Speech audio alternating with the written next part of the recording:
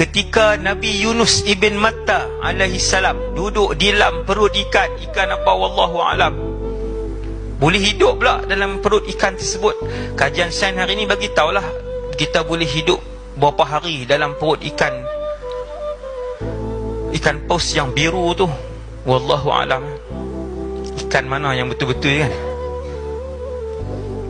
Falaula annahu kana minal musabbihin,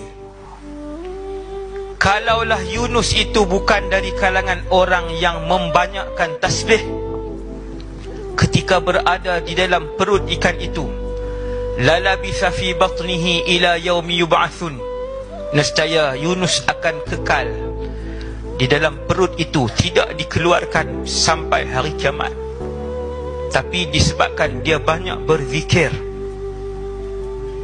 disebabkan Rasul itu banyak memuji Allah dan mengiktiraf kesilapan yang dia lakukan, la ilaha illa anta subhanaka inni kuntu minadh zalimin.